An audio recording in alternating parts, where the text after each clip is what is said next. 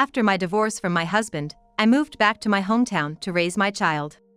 Out of the blue, I received a message from Christine after 3 years of no contact. She said she came back to town and had given birth. Guess what? I had a baby. I'm expecting a gift from you. Are you still a single mom, Renee? That's too bad. I'm living a happy life with Michael, just so you know. It seems like Christine just wanted to boast about her happy life to me.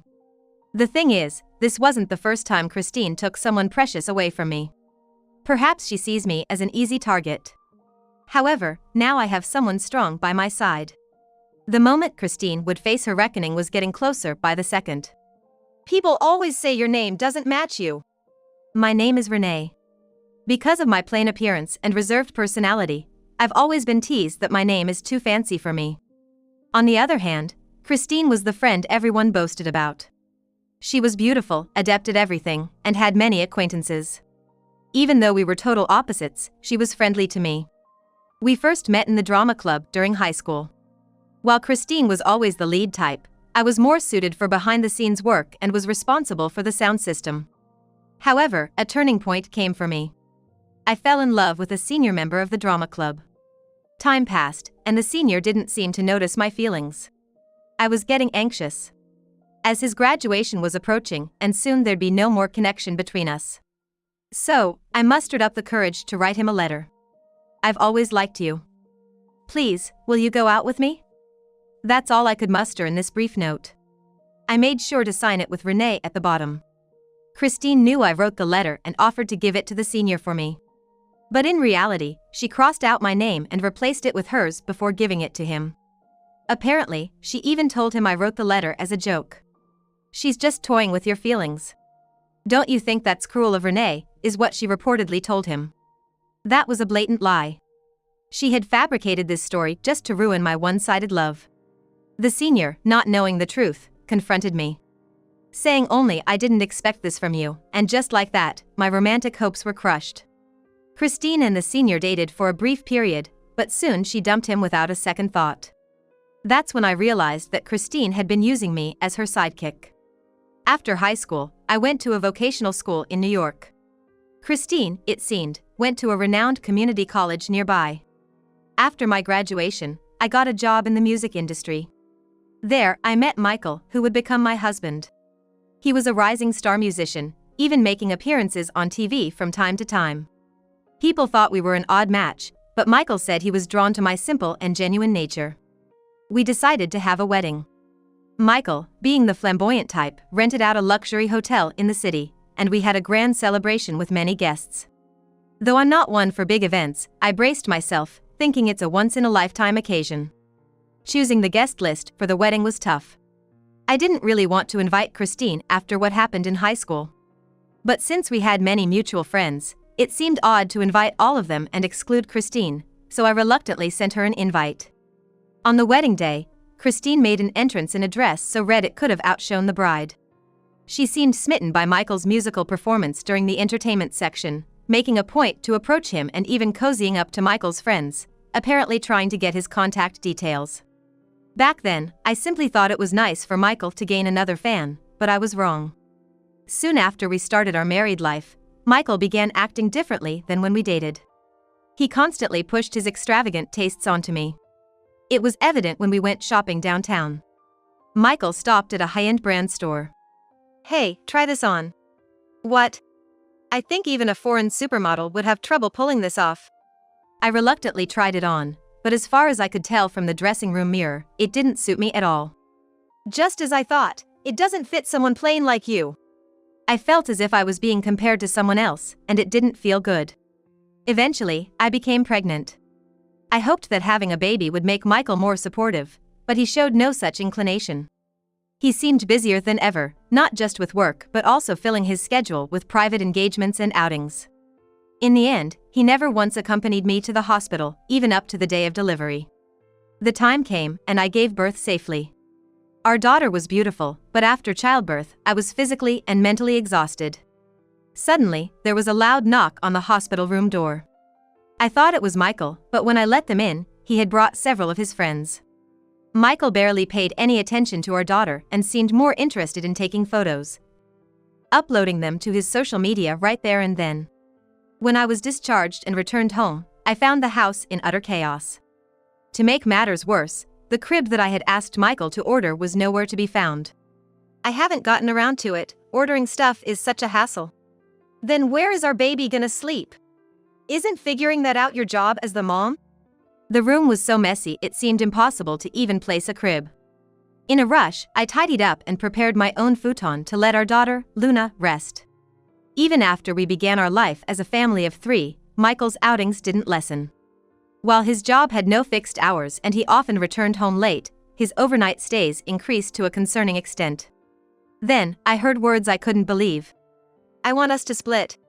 What about Luna? I never wanted a child in the first place. If that's the case, you shouldn't have. You're the one who got pregnant. It's your fault for complicating things. His words were incredibly hurtful. Initially, I was against the idea of divorce, but considering Michael's lack of involvement in household duties and the fact that Luna wasn't attached to him, I decided to return to my parents' home in Nebraska and raise Luna there. Life in the peaceful town was better than I expected. My parents thoroughly enjoyed living with their granddaughter, and for the first time, I truly felt the joy of having given birth. It wasn't until some time after moving back to Nebraska that I learned the real reason for the divorce. I stumbled upon an article Michael posted on social media. With the caption "We're married," there was a photo of Michael and Christine. I felt dizzy. Once again, Christine had taken away someone precious to me.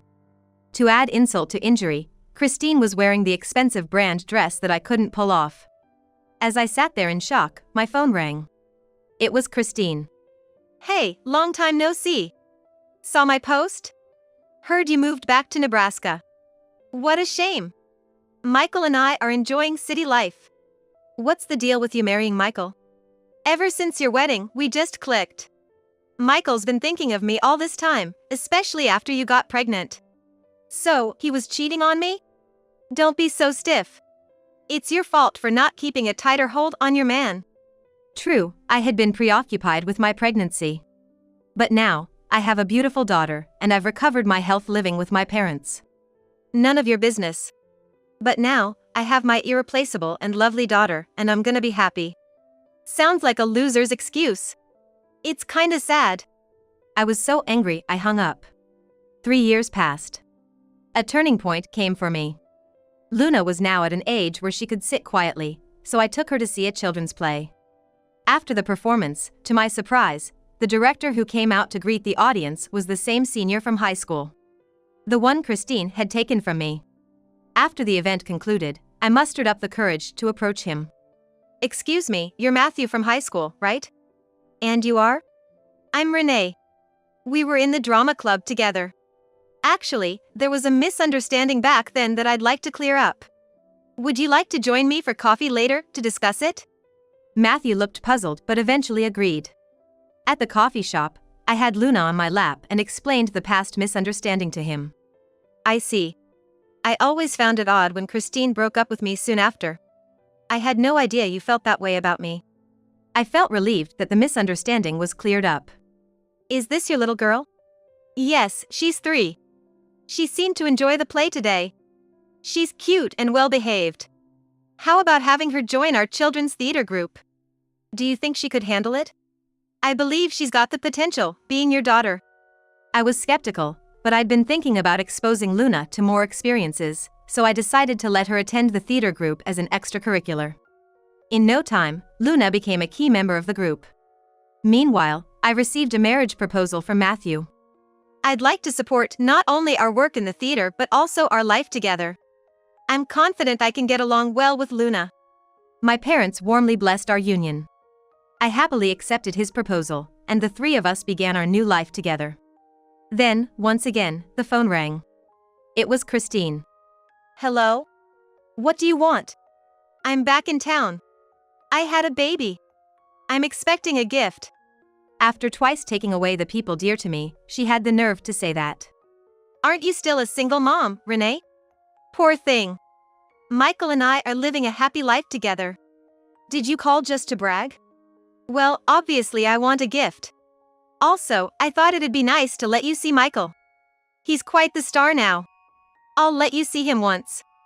Disgusted by her selfish talk, I was about to hang up, but Matthew seemed interested in what she was saying. I muted the call and briefly explained the situation to him. Why not? It's a celebration, let's go congratulate them. I also have something to say to Christine. Resuming the call, I told Christine we'd come to celebrate. The day we visited Christine's home arrived. I dressed up as much as possible, intricately braided Luna's hair, and ensured we looked impeccable.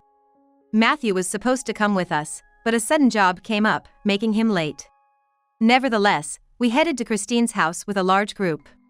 Actually, when I told my parents we were visiting Michael's place, the word spread among the relatives who were eager to see the now famous musician. Christine, always wanting to be the center of attention, readily agreed. Having this large group with me gave me confidence since I wasn't looking forward to facing the couple alone. Christine's house was located in a modest part of our hometown. A place I knew she wasn't particularly fond of. We're here. Michael's here too. You must be happy to see him after so long. Ignoring her sarcastic remark, I walked into the room. The relatives curiously observed Christine, wondering what kind of woman Michael had ended up with. Christine didn't seem to enjoy the attention. We were guided to the living room table and served tea. The tea was lukewarm, smelled odd, and tasted terrible. Luna took a sip and grimaced, but quickly returned to her polite demeanor. It was moments like this that made me proud of her. It must be tough being a single mom. I hope you find a good husband soon. But you know, someone more on your level. My parents tried to intervene, but I stopped them. It's the same old story, I said audibly to those around. Here's the gift. I had chosen a DVD box set of a popular children's educational show. All parents raising kids in the US would recognize this educational show. It can serve as background noise and entertain the baby once they're a bit older. Thank you for the expensive gift. It must have been a stretch given your financial situation. Perhaps it was Christine's sharp tone, but the baby began to wail loudly. Quickly, Christine played the DVD. A cute theme song began, followed by costumed characters greeting the audience. The main female character was so adorable. Soon after, smaller child characters appeared.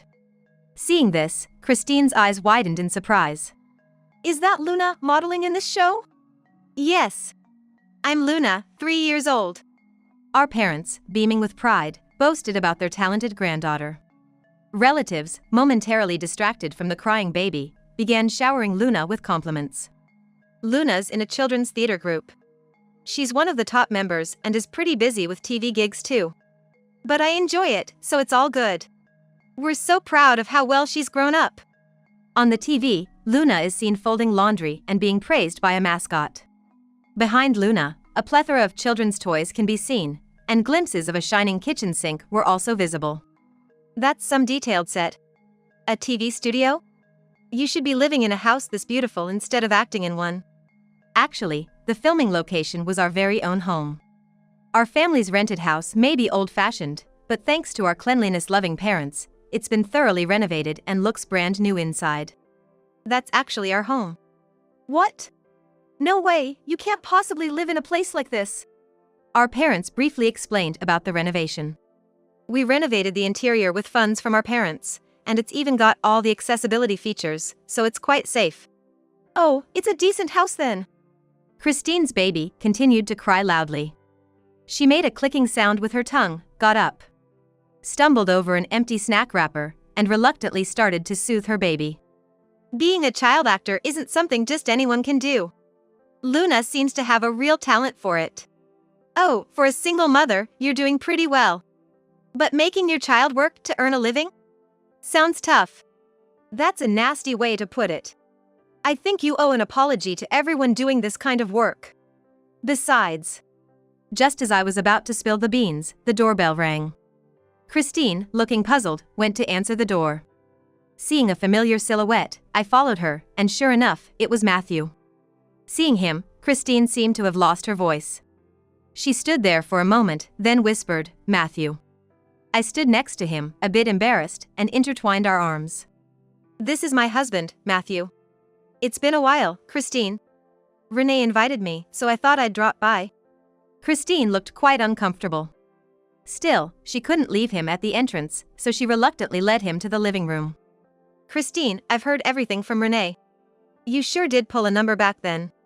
Well, I bet you only thought of Renee as a means to boost your own image.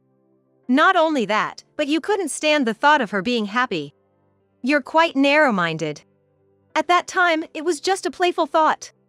Toying with people's emotions on a whim is the lowest. I can't trust you as a person. No, actually, I admired you back then. You think a last-minute excuse will work now? I must have been easy to fool. Matthew understands now. We're living happily as if nothing happened. Just then, Michael emerged from the back of the room. Seeing him after such a long time, he had gained a considerable amount of weight, looking quite mismatched with Christine. Our parents, sensing the tension, discreetly took Luna away to play. The relatives, recognizing Michael, straightened up, wondering if this was the famous musician they'd heard of.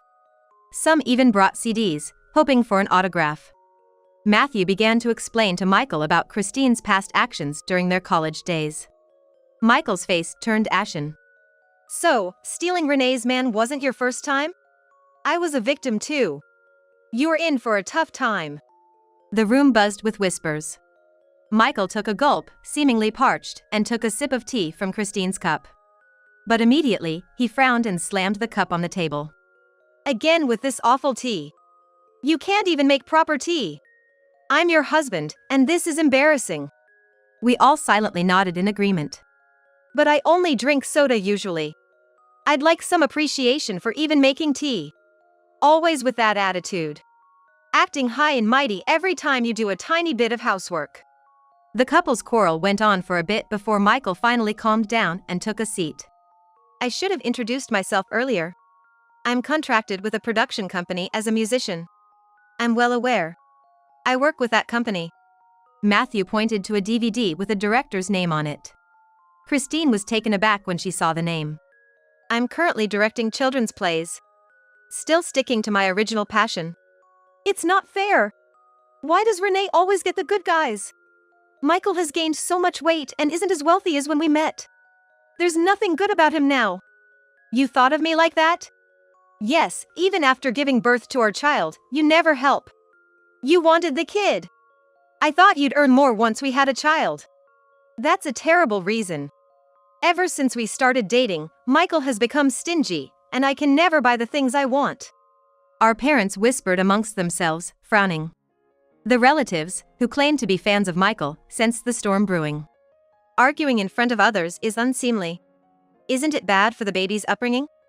Christine was taken aback for a moment but retorted. You're just a behind-the-scenes guy. Compared to my Michael, there's a world of difference. Matthew smiled and started operating his smartphone. Seeing Matthew, usually not one to use his phone in public, our parents and I stared in curiosity. Christine, have you seen the news? It's trending right now. Matthew showed his smartphone screen. The news headline read, Famous musician in debt due to wife's spending. With a shocking headline, there was an article revealing that Michael's wife, Christine, was drowning in debt behind her glamorous lifestyle. Apparently, she had been continuously borrowing money from Michael's business acquaintances. Michael had completely lost his credibility, and his contract with the production company was expected to end within the year. This news left me and everyone else present utterly stunned. What's the meaning of this? That's just fake news. You can't believe it. This was news to me too, so I intently stared at Matthew's smartphone screen. Isn't this true? Your social media is always bragging about luxuries. Where's that money coming from? Huh? I haven't been giving Christine that much allowance. Just then, my mom tried to stand up, reaching for the closet's knob. However, the closet wasn't properly closed, and she stumbled back. What startled us wasn't about my mom. We were speechless seeing the huge amount of luxury brand items spilling out from the closet. Everyone has these. It's pretty standard. But these items cost thousands of dollars each. You don't even work, there's no way you could afford them with just an allowance. Michael let out a heavy sigh. When I was married to Renee, things were better. Renee was good with money, never complained, and made our life comfortable. Christine is gorgeous, But she barely does housework and constantly orders food and hires help. I knew it was a drain on our finances. You never said that. I told you multiple times. But every time, you'd pretend not to hear and go out. And now, you've gone and embarrassed me to the point of making the news, tarnishing my career. Christine pouted dramatically. Maybe she thought her sulking looked cute, but given the circumstances, it looked rather ridiculous. Indeed, a few relatives even giggled under their breaths. I want a divorce. Renee, how about giving us another shot? You must be joking. I've got the best partner in Matthew. We were married once, I think we could make it work now. Please don't be naive. There's no way I'm getting back with someone who cheated on me during my pregnancy. But Luna is still my child. I think we could become a real family. The ever-patient Luna finally spoke up. Who's this man? I like my current dad. Luna feels the same. Too bad for you. Our parents were also nodding with big smiles. I can't believe it. Why does Renee end up being happier in the end? Maybe it's a matter of effort. I think the reason I met Matthew and Luna was because of my consistent efforts in studying sound design since college. The only thing you've bragged about is your husband, you don't have anything of your own. That's right, it's because you always relied on me. After today, I'm never seeing you again. We'll settle our divorce through lawyers. I'll also have you repay every cent you've taken. That's impossible. We have a baby. No ifs, ands, or buts. The couple's exchange escalated into a heated argument, so we left their house, leaving behind a DVD with Luna on it. Even after closing the front door, Christine's cries and Michael's shouts could still be heard. The relatives who had come along commented on how terrible the private lives of celebrities could be and dispersed. Even after visiting their home, Christine's calls never stopped. Hey, Renee. We're best friends, right? Can you lend me some money? After all this, you have the audacity to ask? I don't have a penny for you. Please, don't say that. Michael's demanding alimony, and all the people I borrowed money from are pressuring me. You're the only one I can turn to. It wasn't a far-fetched story. I told our mutual friends everything that happened at Christine's home. Everyone was shocked and decided to cut ties with her. After the news broke, Christine's social media went viral, ironically achieving its highest ever views. As the saying goes, there's no stopping the rumor mill. It seemed that the relatives who witnessed Christine's lifestyle firsthand also played a part in spreading the gossip. Being a single mother is tough. I'm juggling multiple part-time jobs just to get by. I'm living at my parents' house out of their pity, and I feel so ashamed. Isn't that your own doing? All the consequences of your past actions are catching up with you now. Don't be so cold. What about the way you treated me? Wasn't that terrible?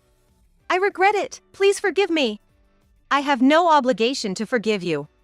Stop contacting me. Ignoring Christine's tearful pleas, I ended the call and promptly blocked her number. I should have done this from the start. Despite feeling disgusted with my own gullibility, I felt like a weight had been lifted off my shoulders. On the other hand, our family was living happily every day. Luna was handling child actress roles at her own pace and even expressed her desire to become an actress in the future. I'm always amazed by her brightness and intelligence. Matthew is very cooperative with household chores and childcare, and values his family time despite his busy work schedule. With the support of my parents, I am enjoying the journey of raising our child. We dream of creating a play together as a family of three someday, and we plan to continue being a close-knit family.